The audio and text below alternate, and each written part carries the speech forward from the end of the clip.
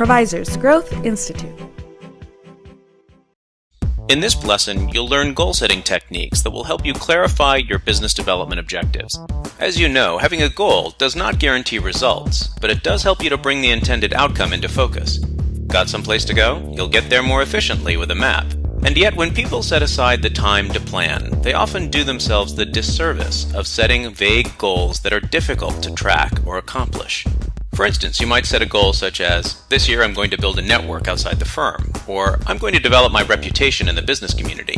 But without specific metrics, it will be difficult for you to know exactly when or whether you achieved your goal.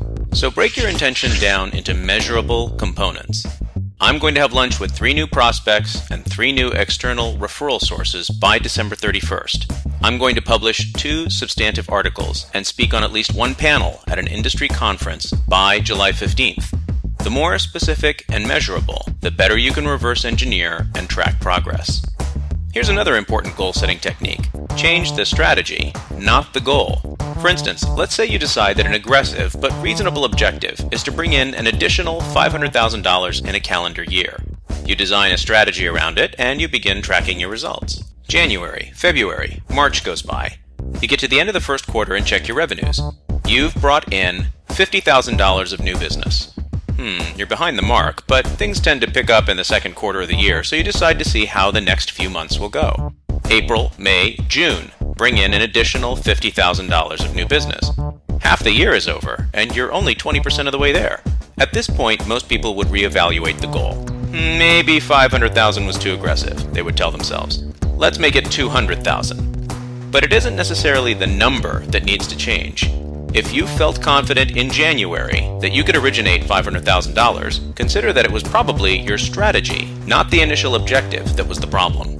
When you reevaluate your approach, you see that you could seek mentorship from some of the successful partners in your group, renew your focus on your top referral sources, and increase the number of times you visit your top clients.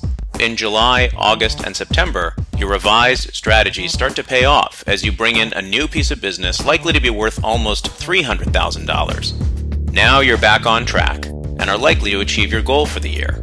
Without a clear goal, you might tell yourself something like, well, I'm not doing as well as I hoped. Let's see how the rest of the year pans out. When we are unspecific, we set ourselves up to settle for suboptimal outcomes. After all, it's impossible to measure progress when we're dealing with generalities. Part of the reason people do this is because they don't want to be held accountable to specific results that they may not necessarily know how to achieve. At least if their goals are vague, they can tell themselves that they were only vaguely unsuccessful.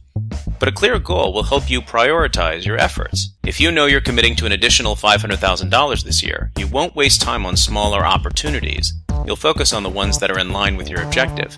Use the SMART goal model to give yourself this advantage. Specific.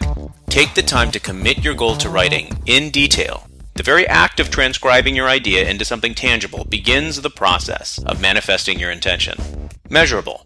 Describe the intended outcome in terms of numbers and metrics, things you can measure. Achievable. Focus on goals that are predominantly within your control. I am engaged by Acme Corporation is mostly Acme's doing. Your goal should be focused on things that you can achieve. Research Acme's business model. Follow Acme in the news.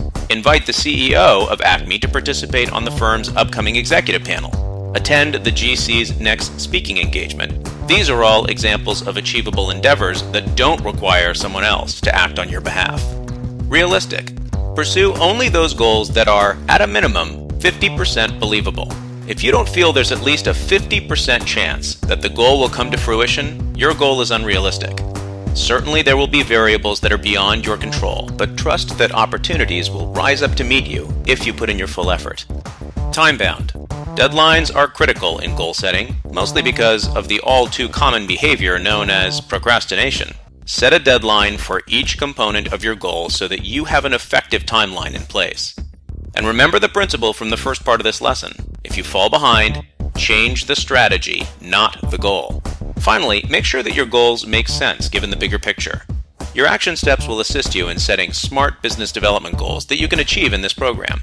1. Review your SMART Goals worksheet. Make sure it reflects the goals you intend to accomplish in the coming months. 2. Schedule a lunch with a mentor or someone in your practice group so you can share some of your SMART goals with them. The more you talk about your goals, the more real they become, and the more likely your colleagues will be able to make suggestions and spot opportunities that will help you achieve them.